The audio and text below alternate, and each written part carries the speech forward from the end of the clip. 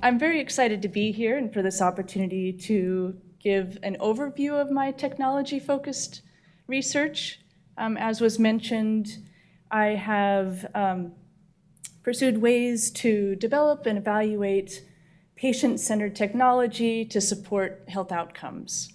And the main purpose of my talk today will be to provide an overview of the technology, specifically the K23. And I was interested to see that I was one of two of the K23s that are focusing on technology.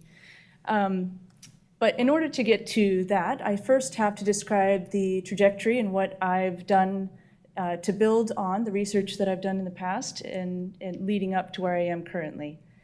And I also want to answer the question, why mobile? I think a lot of us have various ideas, but why mobile has the real potential and promise to really help solve some of the challenges, not just nationally, but globally, and why tuberculosis is an important adherence, or tuberculosis treatment adherence is a really important use case.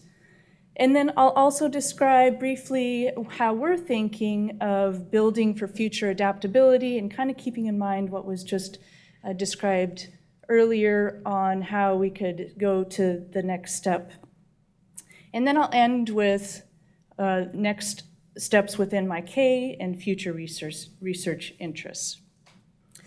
So mobile technologies, as we are all aware, as our mobile phones are part of our attire, the technologies themselves have advanced, they become cheaper, more accessible, as well as network coverage, and the access to internet globally has really increased in a short period of time. And it's changed the way in which we've interacted with each other, how we've managed our day-to-day lives, and also more recently, we're using it and optimizing it to improve our health outcomes.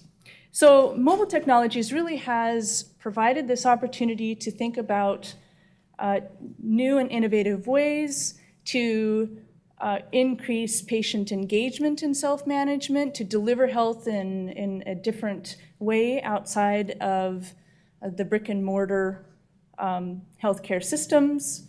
And it's also cost effective, right? How many of you have heard that or believe that? So that was one of my questions that I had. So is mHealth really cost effective? I had been reading about it, hearing about it. So one of the projects I worked on was to lead a systematic review to look at the evidence within the literature to identify if there are, if we can actually make this statement.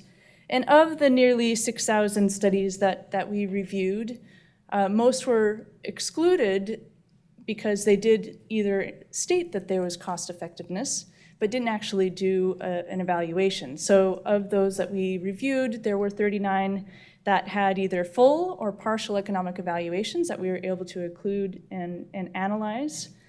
And the majority did indicate that the intervention was cost effective or cost savings or beneficial at the base case.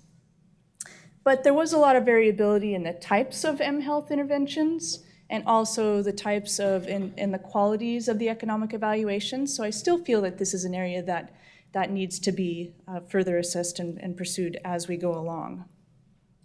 For me, one of the first patients that I met with active TB was a young woman in her early 20s, and she had just recently lost her 15-month-old child.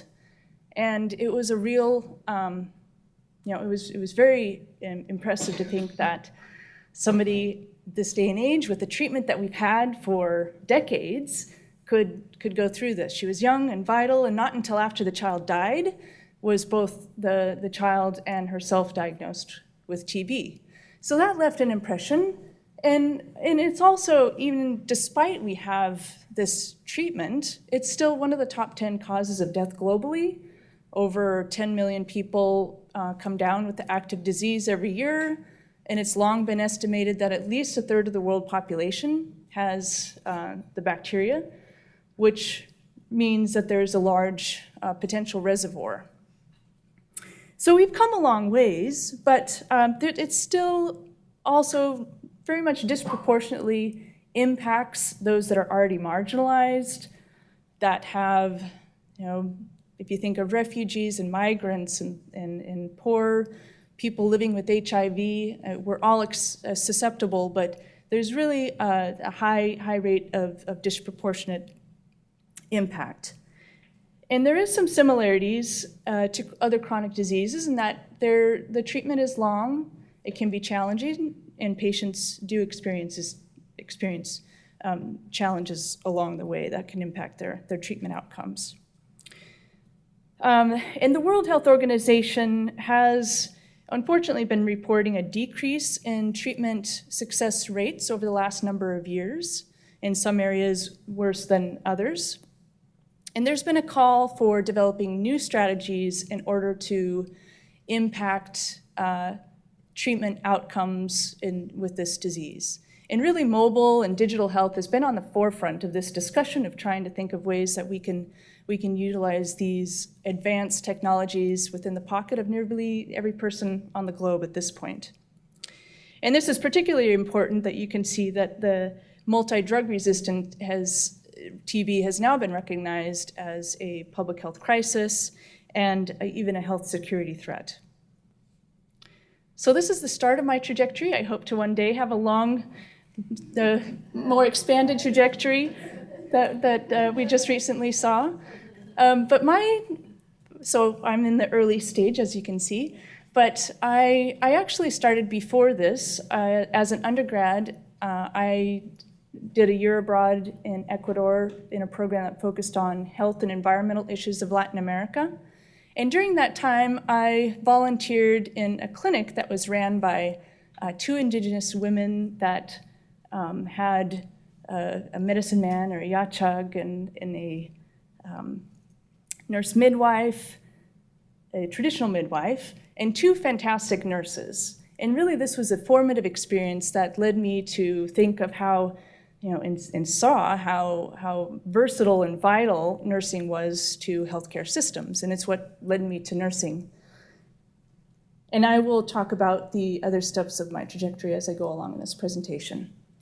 So as was mentioned, I was in my doctoral studies. I continued my interest in global health and was fortunate to be the second Fogarty International Clinical Research Scholar stationed in Argentina at this research institute. And one of the main studies that I helped design and conduct was to try to understand this blue line, if you can see that. That blue line is treatment success rates. And if you can see, it doesn't go much above 60%. And so this is one area where treatment success has been consistently low and still is. So we conducted a qualitative study looking at what the barriers and facilitators were from the perspective of those at the front line. We interviewed patients, TB teams, directors at the local, regional, and the national TB level, or national TB director of the time. So we wanted to identify what they felt were the barriers and facilitators, but also to see how treatment was being delivered. And a main summary of the results were that patients were receiving treatment by self-administration, and they were being concentrated at larger facilities where they received only self-administration. And if you know much about TB, there had been a movement, and it's still direct adherence, directly observed adherence, or directly observed therapy, DOTS, has been the recommended strategy, although it's very challenging in many settings and is not being done. But we felt that we concluded that there was a need to provide patient-centered support to those receiving self-administration rather than changing the system as it was.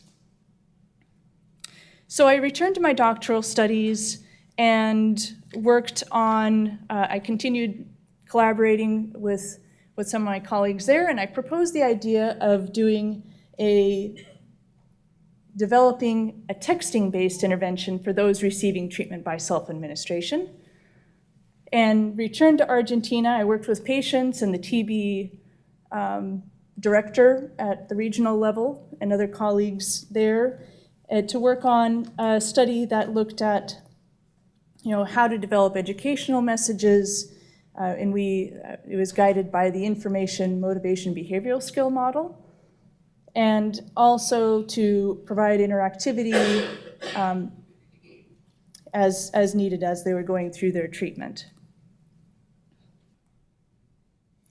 And for this presentation, the overall higher level findings were that it was feasible. Almost all patients coming through had a mobile phone. This wasn't a big surprise, but the majority were identifying that they had a very low understanding of TB and its treatment and how to go about what the importance was for completing treatment. They also reported acceptability, statements such as they did feel that there was somebody there, that they were cared for, and there were a few that shared their messages with others, family members. I recall one talked about how their family wouldn't even call them because they had a lot of fear and misunderstanding of TB, so she shared some of the educational messages and was able to teach others about that it was curable and treatable. Overall, we did have an increase in treatment success in both of the groups. And then through the socioeconomical evaluation, identify ways in which we could further advance and modify and take a next step. But it was also interesting in that patients were starting to transition from texting to mobile app-based communication platforms, such as WhatsApp, for example. That's a globally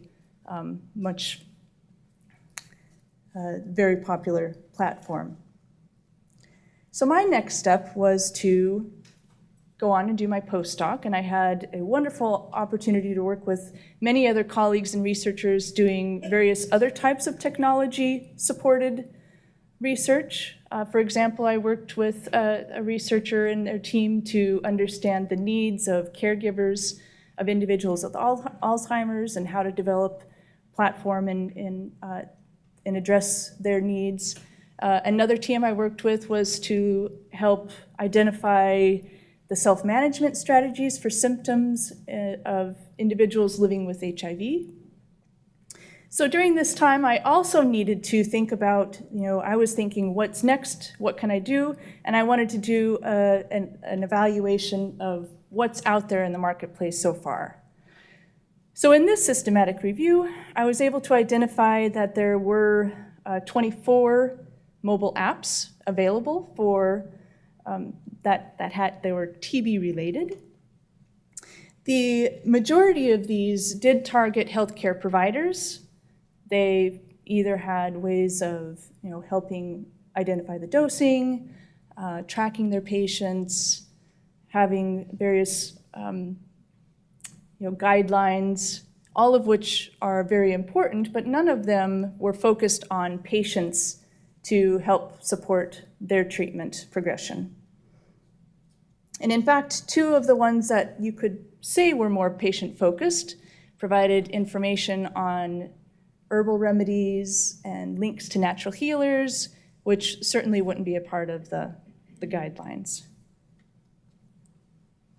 So as a next step, when I started my current position, I submitted a K-23 to look at developing and evaluating this next step of a mobile or mHealth intervention by converting what we had learned and the experience that we had previously into a mobile app.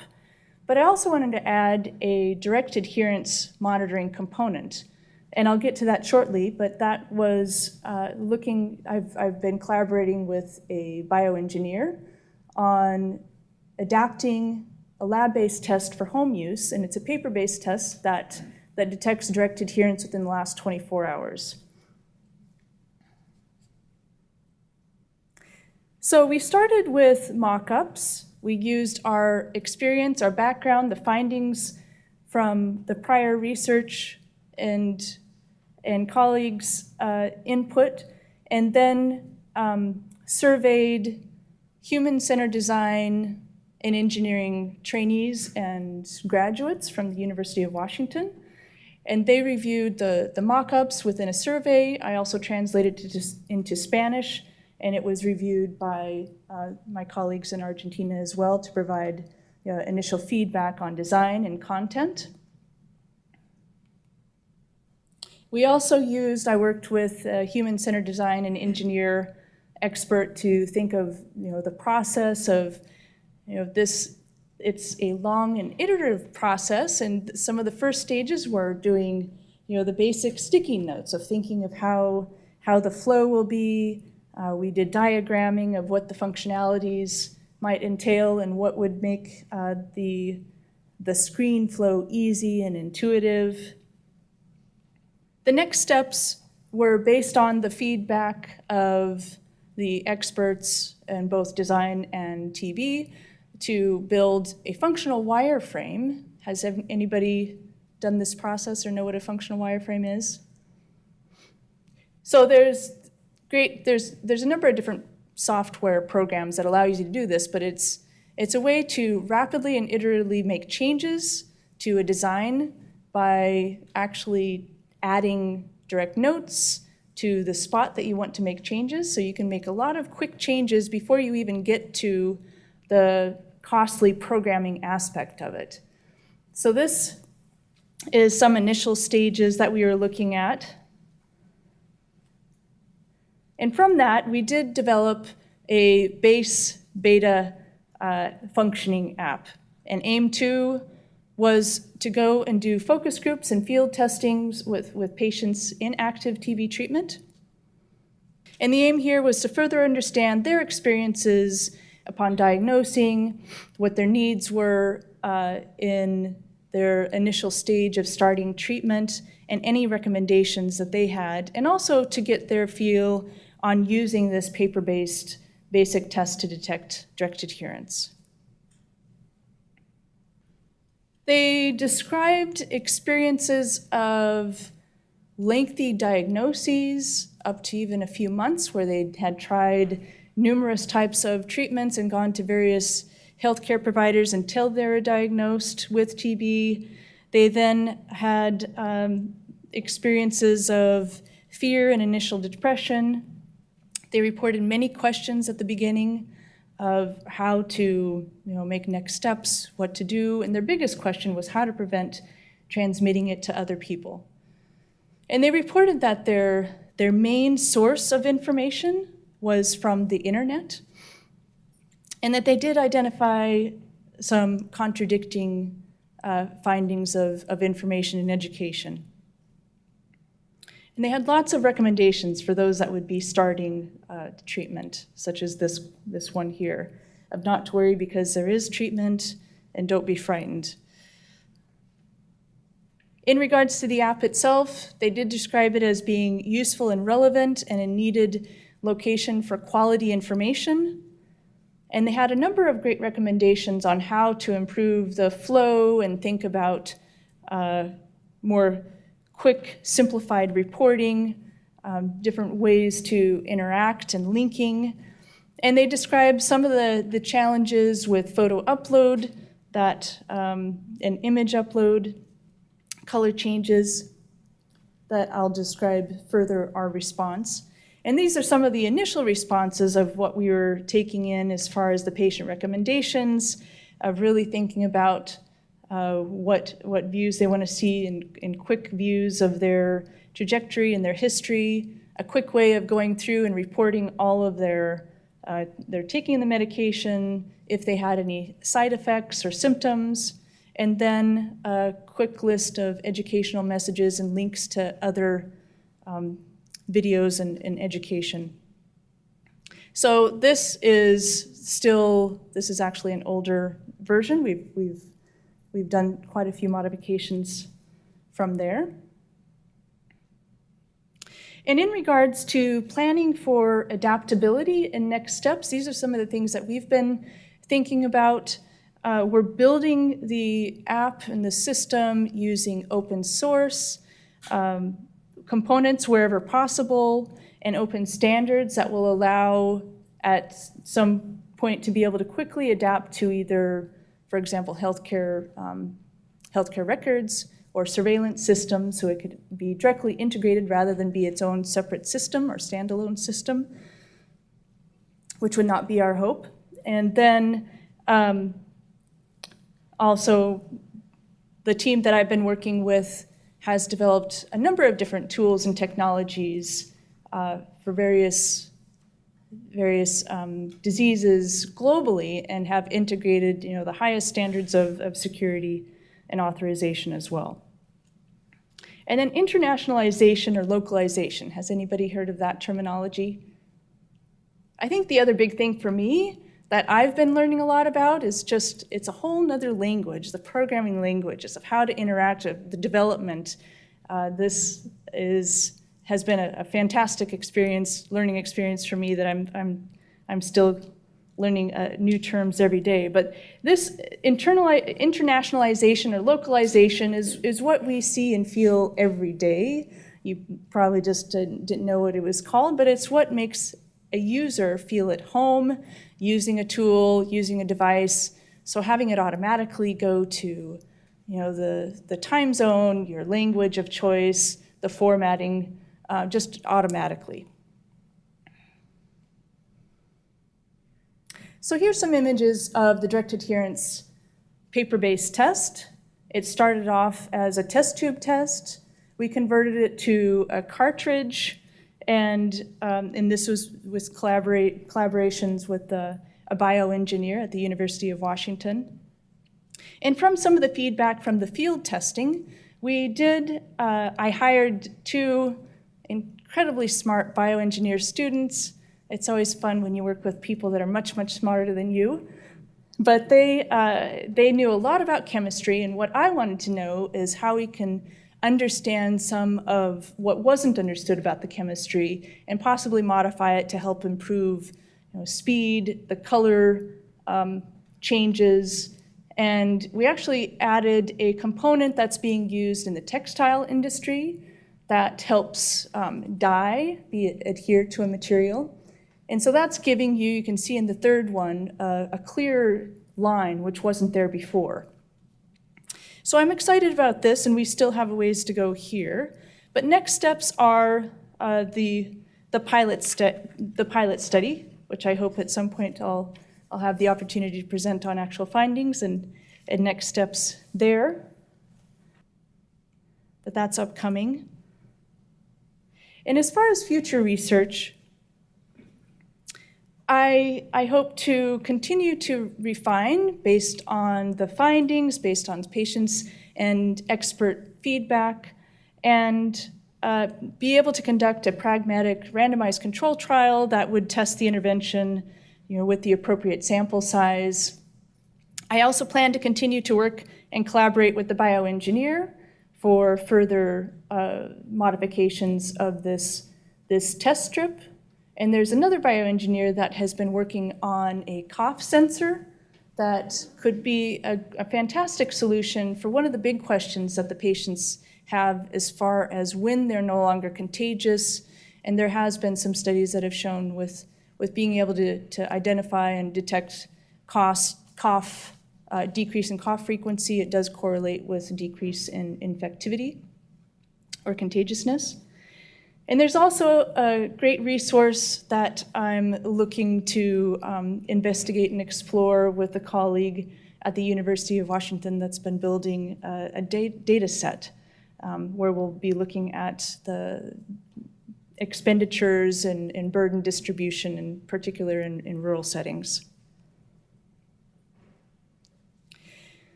So I hope that I've conveyed that I'm very interested in continuing to explore, in particular, nurse-led, technology-focused research. But I, of course, would not be here today without many of these are the majority of my mentors. I know I've had many more along the way, but they've been fundamental to my experience, my training. So I thank you to all of them.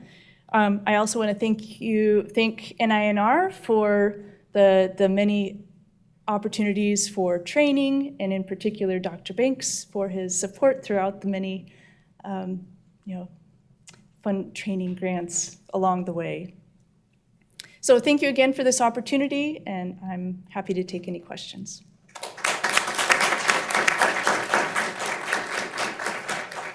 Thank you for all those wonderful examples of how a individual coming into the nursing career and faculty position can build on that research and start the career so that she can, as you said, take it further in the future. So at this point, if we have a few questions for her. Yes. I have one. So congratulations. Congratulations, that's great work and very, very exciting. You're going to have a great career. I have a question for you and then also maybe for Dr. Diana and other presenters in general. How do you advise investigators to work in this space when the technology is continually changing? How do you even think about writing a grant in that? Well, I can quickly touch on that because I think I've seen that personally, that texting was considered, an ideal mode to address and be in contact with the individuals, and then they started using other technology. So I think myself, I'm trying to build on what we learned because some of that understanding and findings is very applicable to the next technology. But I think the other strategies are some of what I touched on as far as using software that you could just rapidly make new iterations. I mean, it even looks totally different now. So I think using, and I didn't really touch on it, but as far as I have it included, the framework of agile development is really important in this type of work. And using many colleagues, collaborators. Yeah. It's a great and difficult question. Before NINR, I worked at the National Institute on Drug Abuse, and the focus was on drug prevention, which I'd done myself for a number of years. And most of what was happening, and still is, are intervention-based products or projects that have either an educational focus or some sort of psychosocial focus. And when I started at NIDA, people were coming in with applications to translate paper-based or manual-based interventions into CD-ROMs. And over the years, they'd then come in with DVDs, and then they'd come in with web-based applications, then they come in with mobile apps. I don't even know what they're doing now. And it's not a bad trajectory, because if you've got evidence behind what you're trying to promote, then you just have to show that it can transfer well to another technology. The challenge is, and I hear this all the time in reviews, and it's especially true of SBIRs, but it's true of others too, getting them to see that another app or another something else is going to somehow help the field or work better than something else that's out there. And I'm sure Sarah has dealt with this very directly, and what I heard is a very, very creative way of using texting and other things. So I always tell them, look, the worst thing you can do is say what you have is an innovative methodology or technology, because they'll say there's a ton of these out there. What you can do is you can talk about a way that you're utilizing it or adapting it or in some way modifying it so that it takes the field in a different direction. And I say that as if it's easy, which it's not. But that's what seems to have had the most success.